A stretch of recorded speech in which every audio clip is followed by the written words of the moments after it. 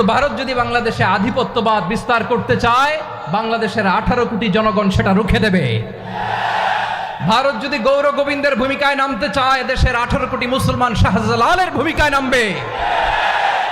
বন্ধুত্ব is welcome, দাদাগিরি নয়। ঐক্যের কোনো বিকল্প নাই। গত 50 বছর তো দেখেছি এ ডিসইউনিটি, অনৈক্য, বিভেদ, বিচ্ছিন্নতা আমাদেরকে কোথায় নিয়ে গিয়েছে।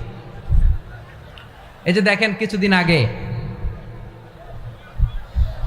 আমাদের বর্তমান নেতা ডক্টর ইউনূস, উনি সব রাজনৈতিক নেতৃবৃন্দদেরকে ডেকেছেন একটা ইস্যুকে কেন্দ্র করে।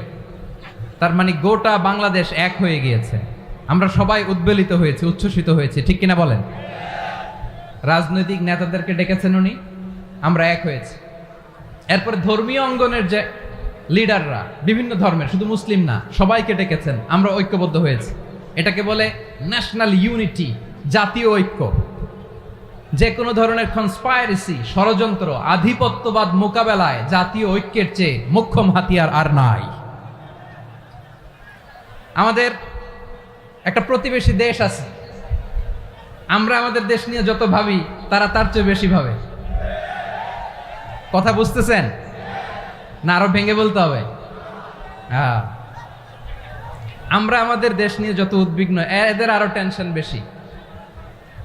বলেন, আমাদের দেশে শান্তি আছে না নাই? আমরা হিন্দু মুসলিমে কখনো দাঙ্গা লাগে? আসতে বলেন, কেন লাগে? ওদের পূজা পর্বণে আমাদের মাদ্রাসার ছেলেরা যে পাহারা দেয়, চিল্লায় বলেন ঠিক কিনা? আমাদের তাফসির মাহফিলের সময় ওরা ডিস্টার্ব করে, ঢোল বাজায় না। ওদের পূজা পর্বণের সময় আমাদের তাফসির মাহফিলের ডেট হলে আমরা চেঞ্জ করে দেই। সুবহানাল্লাহ, কি সাম্প্রদায়িক সম্প্রীতির রোল মডেল। আর ওই বাংলাদেশের ব্যাপারে তারা অনেক ডিসইনফরমেশন ছড়াচ্ছিল। ভারতের অনেকগুলো গণমাধ্যম, আমি জেনারেলাইজ করব না, আমাদের প্রতিবেশী দেশের সব গণমাধ্যমকে আমি দোষ দিতে চাই না। অনেকগুলো গণমাধ্যম তারা ডিসইনফরমেশন শেয়ার করেছে। ডিসইনফরমেশন আর মিস ইনফরমেশনের পার্থক্য আছে। মিস ইনফরমেশন না জেনে ভুল বুঝে একটা মিথ্যা বা ভুল তথ্য ছড়িয়ে দেয়া, এটার ক্ষমা আছে, এটার কি আছে। আর ডিসইনফরমেশন মানে ইচ্ছা করে, প্ল্যান করে, ম্যাপ করে, ছক এঁকে মিথ্যা, গুজব, রটনা সোশ্যাল মিডিয়ায় ছড়ানো, এটার ক্ষমা আছে? আওয়াজ করে বলেন, ক্ষমা আছে? ভারতের কিছু গণমাধ্যম তাই করেছে। আমরা ব্যথিত হয়েছি, আমাদের হৃদয়ে রক্তক্ষরণ হয়েছে। আমাদের প্রতিবেশী দেশকে বলতে চাই, আমাদের দেশ নিয়ে আপনাদের ভাবার দরকার নাই। নিজের চরকায় তেল দেন, নিজের দেশ নিয়ে ভাবেন।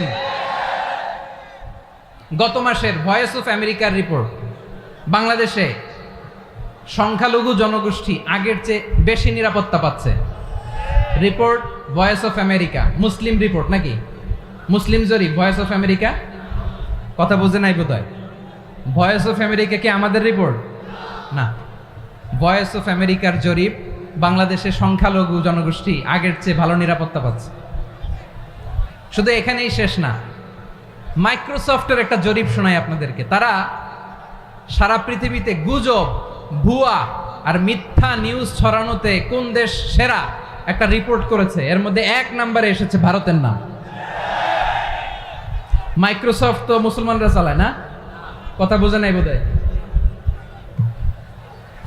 প্রতিবেশী দেশকে বলবো, আপনারা নিজের চরকায় তেল দেন, আপনারাও শান্তিতে থাকেন, আমাদেরকেও শান্তিতে থাকতে দেন। সব চেঞ্জ করা যায়, প্রতিবেশী চেঞ্জ করা যায় না। আমাদের ল্যান্ড তাদের ল্যান্ড, পাশাপাশি। আমরা চাই তারাও সুখে থাক, আমরাও সুখে থাকি, ঠিক কিনা? কিন্তু প্রতিবেশী হলে বন্ধুত্বপূর্ণ আচরণ করতে হয়। প্রতিবেশী যদি বন্ধু না হয়ে প্রভু হতে চায়, এরকম দানব প্রতিবেশী কেউ চায় না।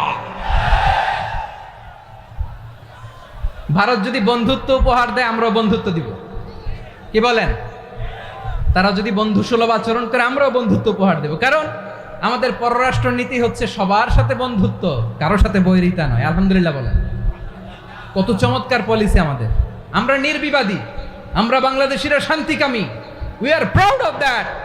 এজন্য আমরা গর্ববোধ করি।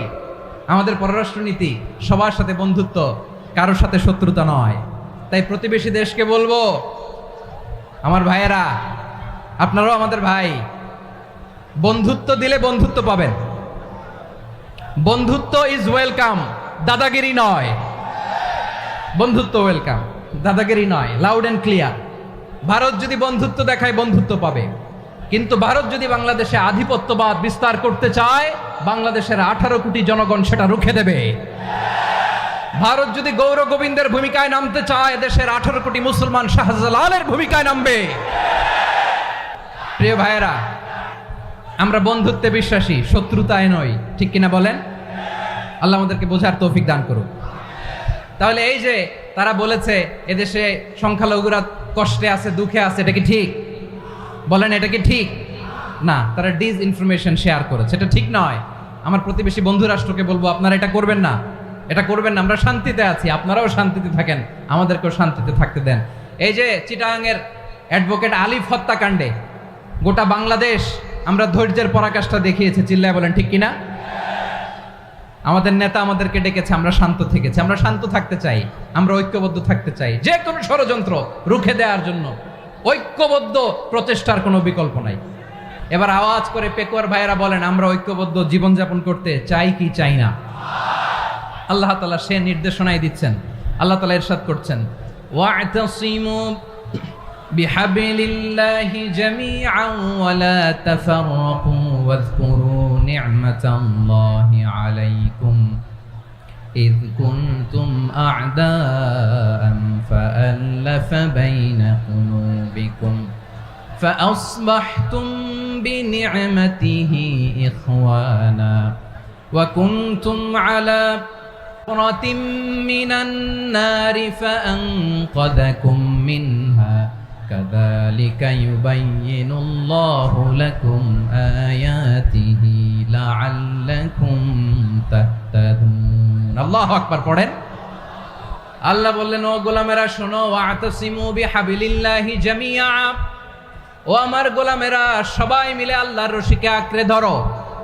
আল্লাহর রশি হলো ইসলাম, আল্লাহর রশি হলো কোরআন। আল্লাহ বললেন, কোরআনকে আঁকড়ে ধরো, ইসলামকে আঁকড়ে ধরো। একা একা আঁকড়ে ধরলে চলবে না, জামিআ, সবাই মিলে আঁকড়ে ধরো। এই আদেশটা আমাদের জন্য দান করেছেন কে? আল্লাহ তাআলার নির্দেশ, ওয়া'তাসিমু বিহাবলিল্লাহি জামিআ, সবাই মিলে আল্লাহর রশিকে আঁকড়ে ধরো। হাবলুল্লাহ মানে আল্লাহর রশি। হাবলুল্লাহ মানে কি? রশি। এই হাবলুল্লাহ আল্লাহর রশি বা আল্লাহর রজ্জু দ্বারা উদ্দেশ্য হচ্ছে ইসলাম। আল্লাহর রশি দ্বারা উদ্দেশ্য কি? তাফসিরে অনেক ব্যাখ্যা এসেছে। এরকম পরিস্থিতিতে তাফসিরের সূক্ষ্ম সূক্ষ্ম বিষয়গুলো আমরা শোনাতে চাই, কিন্তু পরিবেশ হয়ে ওঠে না। আল্লাহর রজ্জু বা আল্লাহর রশি দ্বারা উদ্দেশ্য হচ্ছে ইসলাম। আল্লাহর রজ্জু বা আল্লাহর রশি দ্বারা উদ্দেশ্য হচ্ছে কোরআন। কারণ কোরআন আমাদেরকে ঐক্যবদ্ধ করে, ইসলাম আমাদেরকে ঐক্যবদ্ধ করে। চিল্লায় বলেন ঠিক কিনা? এজন্য আল্লাহ বললেন, তোমরা আমার রশিকে আঁকড়ে ধরো, বিচ্ছিন্ন হয়ে না। আমার দেয়া নেয়ামতগুলো স্মরণ করো। যখন তোমরা ছিলে শত্রু, তোমাদের মধ্যে হৃদয়ে আমি আল্লাহ ভালোবাসা ঢেলে দিলাম, ফলে তোমরা সবাই ভাই ভাই হয়ে গেলে। তোমরা সবাই ছিলে জাহান্নামের কিনারায়, জ্বলন্ত অগ্নিকাণ্ডের পাশে। আমি আল্লাহ দয়া করে ঈমানের বদৌলতে তোমাদেরকে আগুন থেকে ফেরালাম। আমি আল্লাহ দয়া করে তোমাদেরকে জান্নাতের পথ দেখিয়ে দিলাম। সুবহানাল্লাহ পড়েন। এমন পথ দেখালাম যেই পথ তোমাদেরকে জান্নাতে নিয়ে যাবে, পথের দিশা তোমরা পাবে। লাআল্লাকুম তাহতাদুন। প্রিয় ভাইরা, তাহলে আমাদের যে ঐক্যবদ্ধ থাকতে হবে, এই নির্দেশটা কার? নাকি মন মতো আমি বানায় বলতেছি? আওয়াজ করে বলুন, নির্দেশটা কার? আল্লাহ। তাহলে আমাদেরকে ঐক্যবদ্ধ জীবন যাপন করতে হবে। প্রিয় ভাইরা, ইসলাম আমাদেরকে ঐক্যবদ্ধ করে। ইসলাম আমাদেরকে কি করে? সংঘবদ্ধ করে, ঐক্যবদ্ধ করে। বিচ্ছিন্ন হওয়া যাবে না। বিরোধ, বিচ্ছিন্নতা, মতানৈক্য, এগুলো আমাদেরকে ধ্বংস করে, আমাদেরকে দুর্বল করে। আর আমাদের ঐক্যবদ্ধ প্রচেষ্টা আমাদেরকে বিজয়ের দিকে এক ধাপ এগিয়ে নেয়। চিল্লায় বলেন ঠিক কিনা? এজন্য আল্লাহ বললেন, ওয়া'তাসিমু বিহাবলিল্লাহি জামিআ, তোমরা আল্লাহর রশিকে আঁকড়ে ধরো, তোমরা ঐক্যবদ্ধ জীবন যাপন করো, তোমরা বিচ্ছিন্ন হয়েও না। বিচ্ছিন্ন হইলে লস, ঐক্যবদ্ধ হলে সেখানে কল্যাণ আছে না নাই?